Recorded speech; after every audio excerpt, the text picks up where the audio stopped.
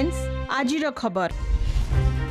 पुणी 18 खोलिबा श्रीमंदिर भीतर रत्न भंडार। गुरुवार दिन 9:51 ରୁ 12:15 मध्य शुभ मुहूर्त निर्घंट।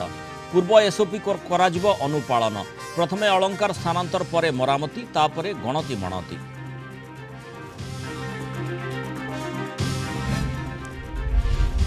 कुआडे गला ओडिया अस्मिता। राज्य सरकार को घेरिले विरोधी।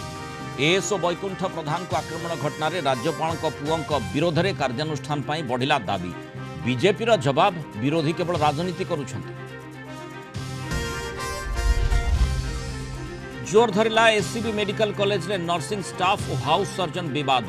कालीठू जरूरी चिकित्सा अन्य कार्य जोग देबेनी 250 हाउस सर्जन। कार्यबंद आंदोलन निष्पत्ति।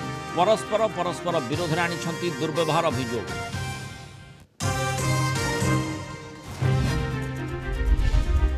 डोडारे आतंकी हमलारे जड़े सेनाधिकारी समेत 4 शहीद।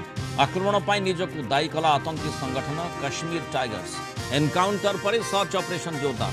सेना उपरे बारंबार आक्रमण को नहीं तेजिला राजनीति।